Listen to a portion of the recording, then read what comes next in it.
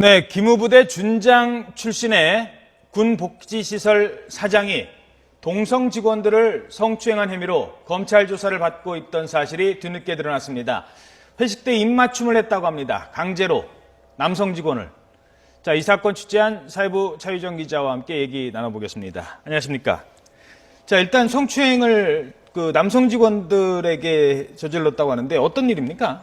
네, 전 기무부대 준장으로 예비역 장성이자 현재 국군복지단 소속 골프장 사장으로 부임하고 있는 권모 씨가 그 직원 단합 회식 자리에서 남성 직원들을 상대로 성추행을 저지른 겁니다. 어허. 당시 이제 회식 자리 녹취를 저희가 직접 입수했는데요. 회식 당시의 상황이군요. 네, 한번 들어보시죠.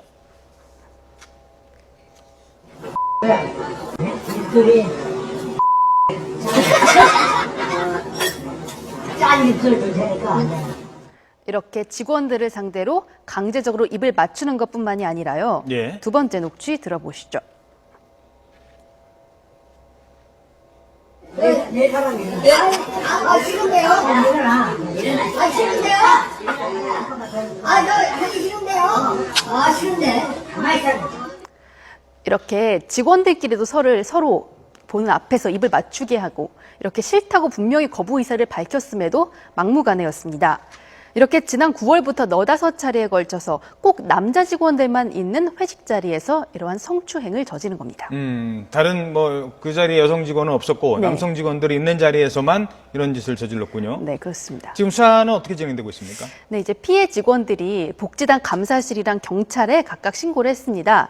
복지단 감사 쪽에서는 하지만 증거가 불충분하다면서 이거에 사실 확인에 제한이 있다는 답변을 내놨는데요. 하지만 경찰의 판단은 달랐습니다. 경찰은 혐의가 있다고 보고 기소 의견으로 지난 5월 검찰에 송치했습니다. 경찰은 이 주변인 진술이나 이런 정황들을 봤을 때 혐의가 있다고 인정을 한 건데요. 현재는 검찰 단계에서 조사받고 있는 중입니다. 당사자인 사장 입장도 들어봤습니까? 네, 이제 저희 취재진이 여러 차례 미리 연락을 하고 직접 찾아가기까지 했지만 반론권 행사를 거부했습니다. 그 앞에서 직원들이 사장과 만나는 걸 격하게 막았는데요. 사장은 상급기관에 보고가 있어야지 어떻게든 대응할 수 있다고 계속 반론권 행사를 거부한 겁니다. 하지만 이제 검찰 조사에서는 일부 혐의를 부인했다고 알려져 있습니다. 근데 이제 회식 자리를 녹취를 했거든요. 그러니까 이게 녹취를 한 게 평소에 그런 일이 반복돼서 도저히 못 참겠다라고 해서 증거 자료를 남기려고 한 건지 아니면 어떻게 녹취를 했는지 이 부분에 대해서도 좀 궁금하네요. 녹취는 이제 그 피해 직원들이 한 건데요. 이제 더 이상 견디지 못해서 너다섯 차례 반복되니까 이번에는 정말 마음 먹고 녹취를 한 거라고 알리고 있습니다. 알겠습니다.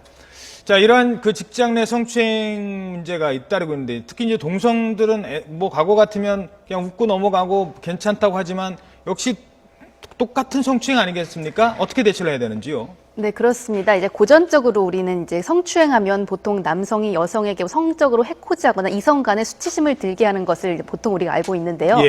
이게 상대적으로 동성들끼리의 성추행 문제는 수면화되지 않았죠. 특히 이런 조직 내 권력 관계 속에서 발생하는 추행은 피해자들이 이렇게 묵인하는 경우가 많았습니다.